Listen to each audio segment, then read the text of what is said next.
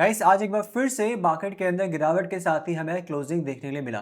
आज बाजार जो है शुरुआती दौर से ही काफ़ी वीक नजर आया। शुरुआती में अगर आप देखो तो पहले 15 मिनट बाजार के अंदर काफ़ी अच्छा उछाल आया, लेकिन उसके बाद जो बाजार के अंदर आज डिप आया वो कंटिन्यू आया। वन साइड मार्केट जो है डाउन साइड जाकर के आज क्लोजिंग देखे गया है। इसी बीच बाजार के लिए एक बड़ी खबर भी निकल करके आ रही है। बैंक ऑफ अमेरिका की तरफ से एक सर्वे किया गया था इंडिया को लेकर के, एशिया को लेकर के, और ये सर्वे कोई छोटा मोटा सर्वे नहीं था। 98 फंड मैनेजर्स के साथ में ये सर्वे किया गया था, और उन सभी फंड मैनेजर्स में 32% इंडिया की वेटेज को लेकर के अंडरवेट है। यानी वो सभी के सभी इंडिया को अभी फिलहाल साइड किए हुए हैं, इंडिया की तरफ देख भी नहीं रहे हैं। यानी कि इंडियन स्टॉक मार्केट फिलहाल एशिया की सबसे लीस्ट प्रेफर्ड स्टॉक मार्केट बन चुका है फंड मैनेजर्स के लिए। और इसी वजह से आप देखेंगे कि पिछले कुछ सालों से, यानी कि पिछले कुछ महीनों से आप देखो तो इंडियन स्टॉक मार्केट से एफआईएस की जो सेलिंग है वो कंटिन्यूसली बनी हुई है। और सबसे अच्छी बात यह है कि पिछले 10 अगर आप क्वार्टर्स देखोगे तो इंडियन स्टॉक मार्केट के जितनी भी कंपनीज हैं उन सभी का जो प्रॉफिट ग्रोथ है वो अपने पीक पर है, और इसी के साथ जो कंपनी की सेल ग्रोथ है वो भी काफ़ी अच्छी है। बट उसके बाद भी आप देखेंगे तो इंडियन स्टॉक मार्केट के अंदर फिलहाल एफआईएस का भरोसा नहीं बन पा रहा है। इसका सबसे बड़ा कारण क्या है? देखो, सबसे बड़ा कारण है कि इंडिया का जो एआई एक्सपोजर है वो काफ़ी ज़्यादा कम है। इसके अलावा इंडिया की जो ग्रोथ है उसके ऊपर डाउट है एफआईएस को। और सबसे बड़ा जो कारण है वो है इंडिया के अंदर गिरावट होना। आप देखो कि आप पिछले साल 2025 में अगस्त मंथ में इंडियन स्टॉक मार्केट जहां क्लोज हुई थी, वहां से आज की क्लोजिंग एग्जैक्टली 8.5% के आसपास डाउन है। अगर आप इसको डॉलर्स में कन्वर्ट करते हैं, डॉलर्स आप देख सकते हैं कि डॉलर पिछले साल 85 के आसपास था, और इस वक्त जो डॉलर है वो 95 के ऊपर जा चुका है। तो अगर हम इसको डॉलर्स में कंपेयर करते हैं, डॉलर्स में कैलकुलेट करके अगर इसका डाउन साइड निकालते हैं, कैलकुलेट करते हैं निफ्टी का, तो निफ्टी जो है 8% के बजाय 14.5% एफआईएस के लिए डाउन नजर आता है।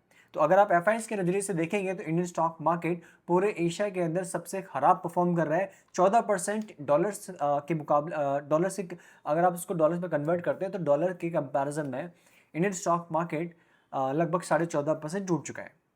इंडियन स्टॉक मार्केट फिलहाल किसी भी एफआईएस के लिए, किसी भी फॉरेन इन्वेस्टर्स के लिए फिलहाल एशिया के अंदर सबसे खराब है, और इसी वजह से इंडियन स्टॉक मार्केट ने अब इंडोनेशिया की जगह ले ली है।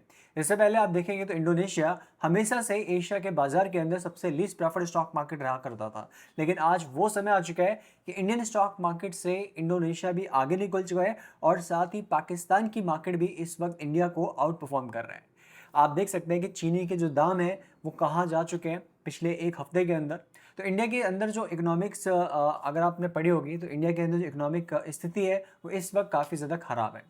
जितना पिक्चर फिलहाल हमें ऊपर से नज़र आता है, डाउन साइड में अगर आप देखेंगे, डिग डाउन करेंगे तो वहाँ पर इंडिया की जो स्थिति है वो और भी ज़्यादा ख़राब है।